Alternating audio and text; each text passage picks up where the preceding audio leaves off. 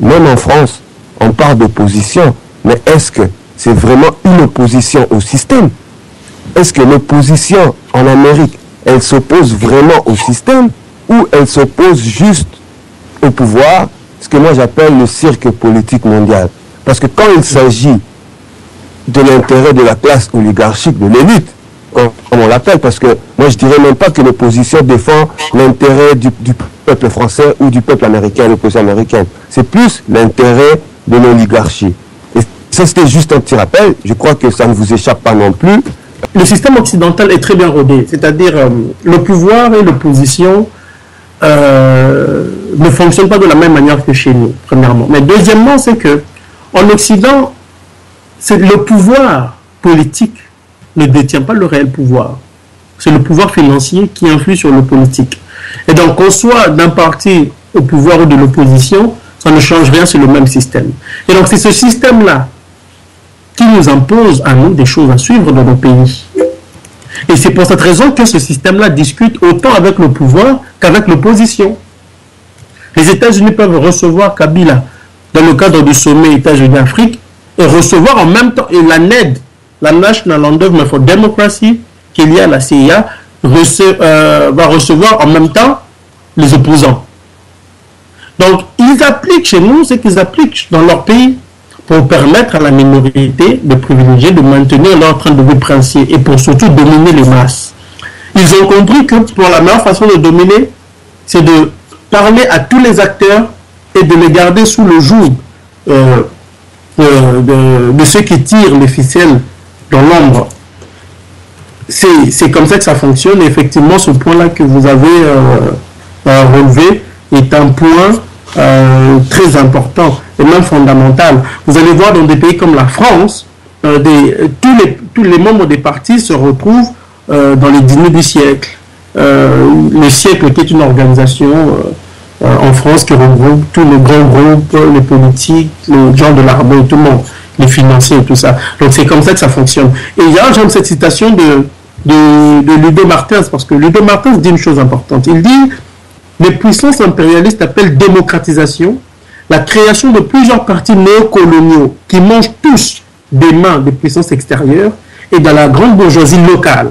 Le peuple peut, lors des élections dites libres et transparentes, entre guillemets, choisir entre plusieurs partis néocoloniaux qui servent tous les mêmes maîtres et appliqueront les mêmes politiques imposées par l'Occident.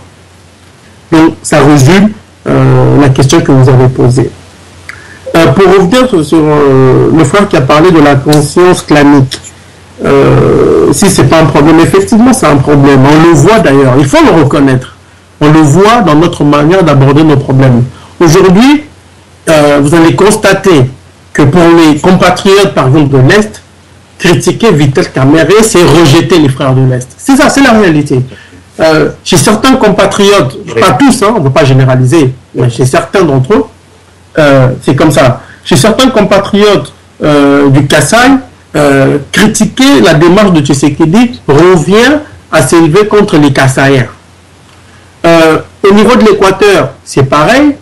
Au niveau du Palu, c'est pareil. C'est-à-dire, on suit les gens en fonction des accointances claniques.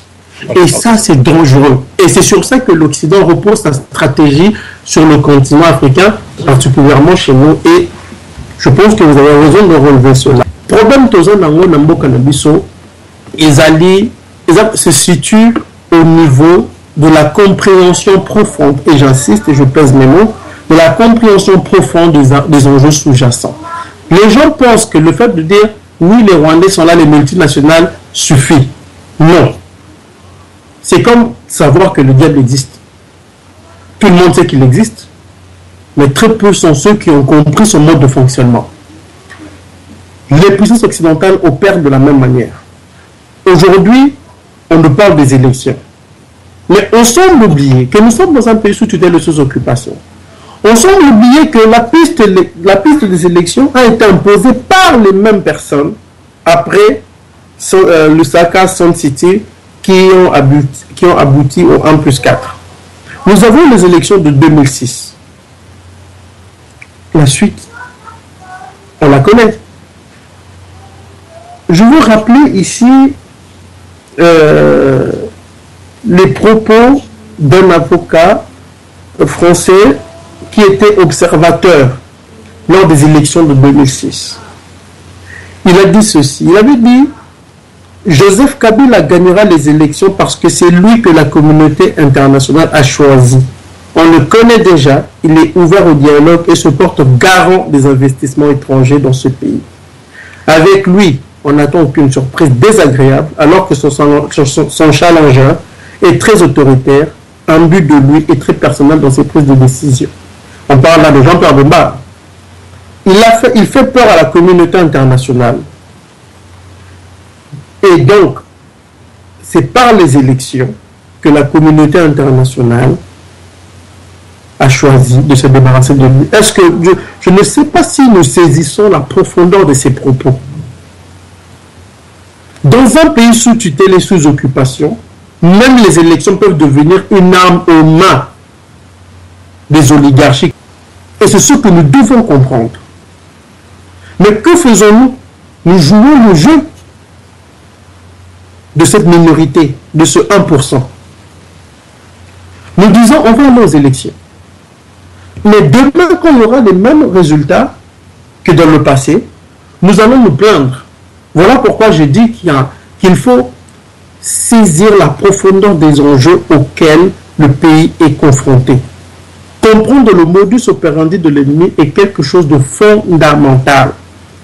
Le frère qui vient de parler dit, Ross Feingold a dit oui, le calendrier des élections, le calendrier électoral, ils vont financer les élections. Il se demande si ce n'est pas un piège. Mais attends, il y a la réponse dans sa question, c'est un piège. C'est un piège.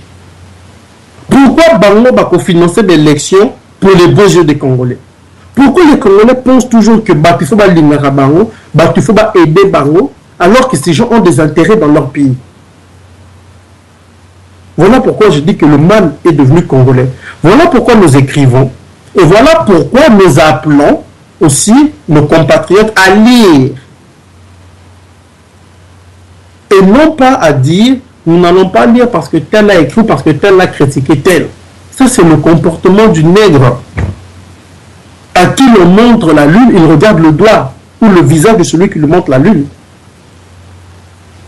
L'histoire, dans le cas des Congolais, semble se répéter depuis maintenant près de 10 ans. Et ce n'est pas normal. Quand vous parlez aux Congolais, ils vous disent « Teyebi déjà ». Il y a comme, toujours, manque à humilité à Kolobake, toujours comprendre bien, peut-on, est-ce que, vous éclairer Bissot, Bandeko, Bayebi, pour ensemble, tout le cas de solution et plutôt faire avancer cause. Pourquoi je dis ensemble? Parce que nous avons une compréhension des enjeux. Mais nous savons que nous avons besoin des acteurs, de certains acteurs, à tous les niveaux de la société congolaise. Mais nous,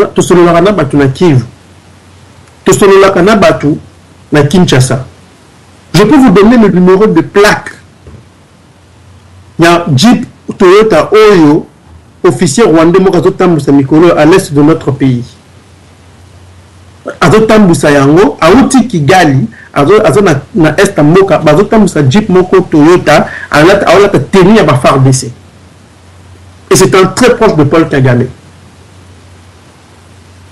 Toujours dans ma camouana nyosoto, toujours na posé à Batu sur place, toujours na posé à Batu Awa, toujours na posé à Bino Batu à radio. Vous vulgarisez le message, vous l'écrivez un message. Et tout ce que vous devez passer comme message, il faut privilégier Congo et non les individus. Qu'il s'appelle Tshisekedi, qu'il s'appelle Onoyan Banda, qu'il s'appelle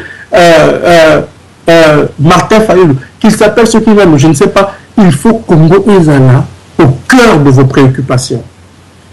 Ceux qui, parmi les pistes de solution, et là je m'adresse à ma plateforme, à ma parti politique. Ceux qui vous montrez rigoureux envers les dirigeants, les leaders de vos partis, ceux-ci vont vous respecter et vont réfléchir à 2 reprises avant de poser des actes qui vont à l'encontre des intérêts du Congo.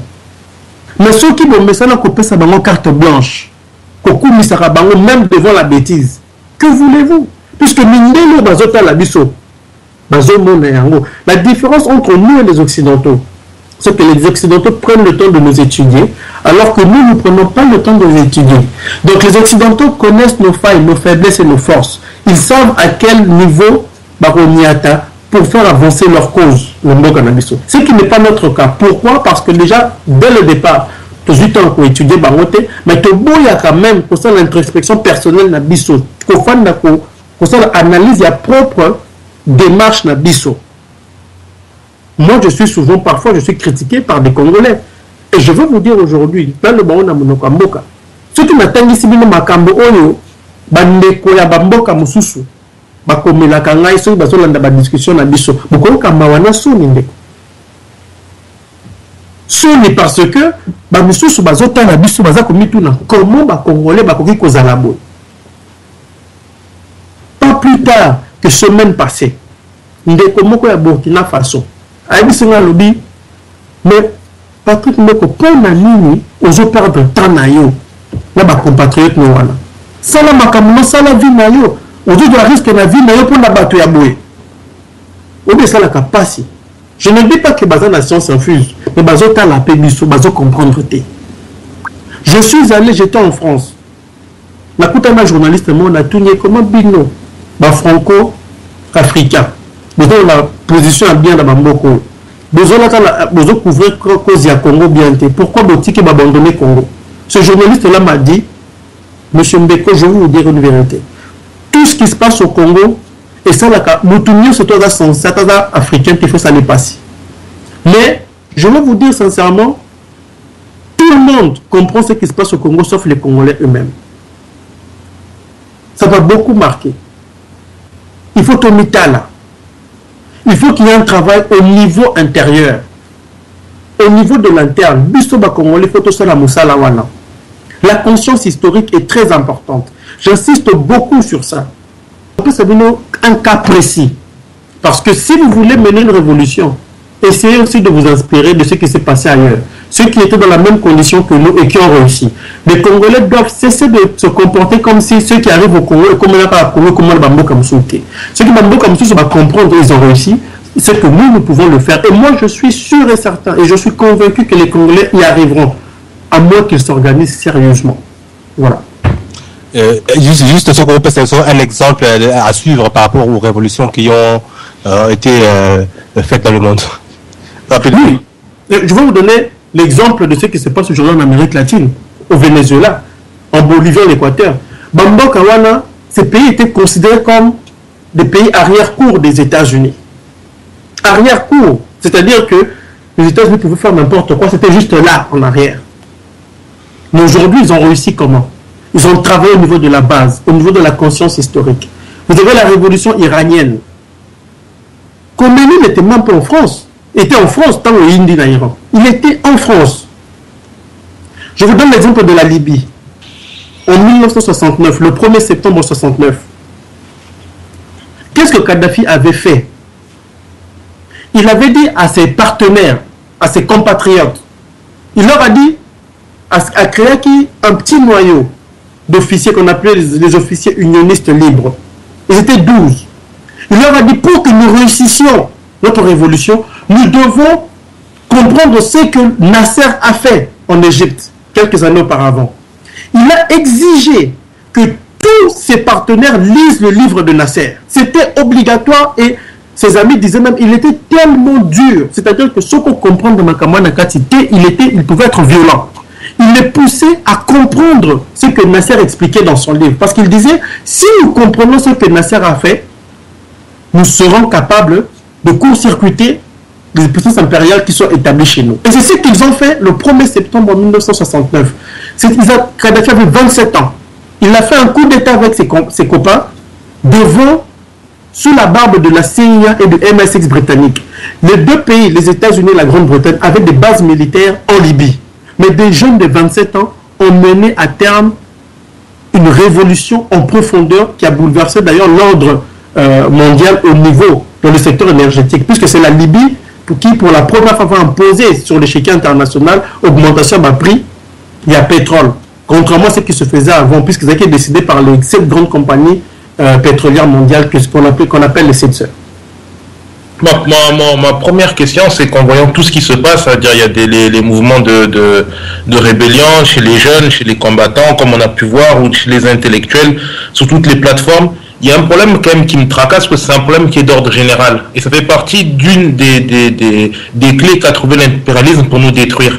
C'est que parfois, est-ce que la conscience, le fait qu'on ait une conscience trop clanique, nous retarde pas des fois dans nos ambitions ou dans nos actions. Je prends des exemples clés, par exemple. Quand il y a un leader qui est d'appartenance à telle ou telle ethnie, même si j'aime pas ces lectures-là, ça fait qu'on n'a pas envie de s'engager. Il y a quelqu'un qui a parlé, qui a fait une allusion un peu comme ça. C'était pas par rapport à l'ethnie, mais c'est par rapport aux personnes. La deuxième chose, c'est, vous en avez parlé au commencement. En tout cas, c'est d'accord, si jamais il faut, dans l'hypothèse où on devrait changer de président ou aller vers les élections, soit on croit, je crois pas, pour qui et pourquoi? Pour qui?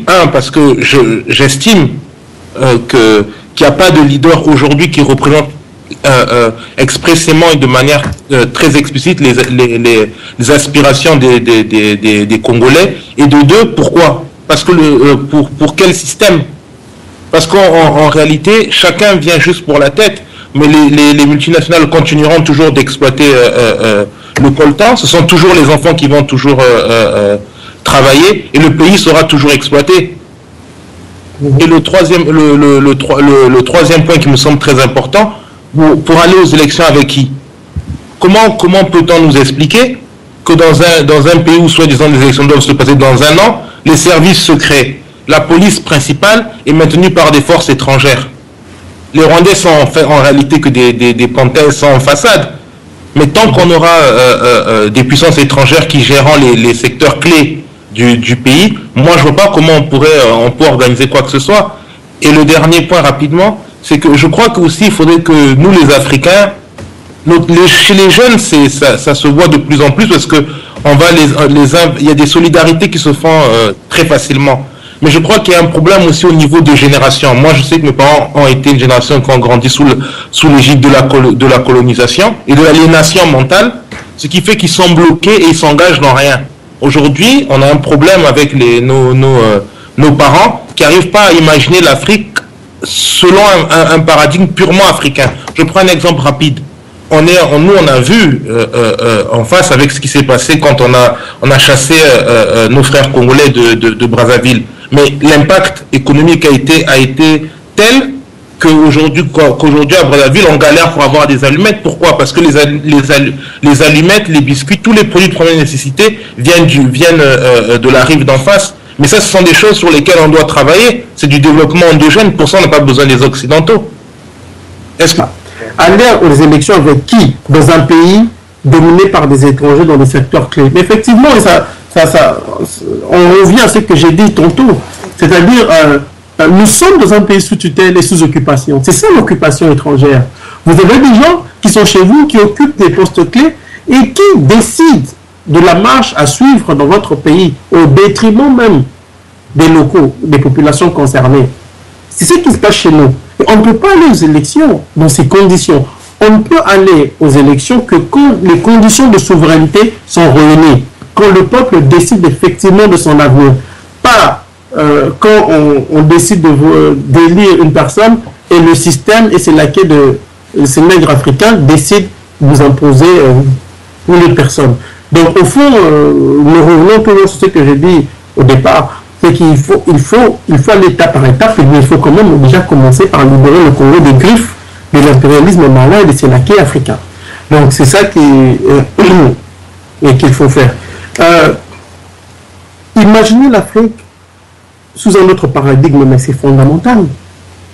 C'est la chose la plus fondamentale, parce qu'on ne peut se développer si on a le regard constamment braqué sur le modèle des autres sans se regarder soi-même. Le problème, c'est que nous ne nous appartenons plus. Nous avons perdu notre âme, ce que nous sommes réellement. C'est ça le problème. Et nous devons nous réconcilier avec nous-mêmes. Qu'est-ce que cela veut dire?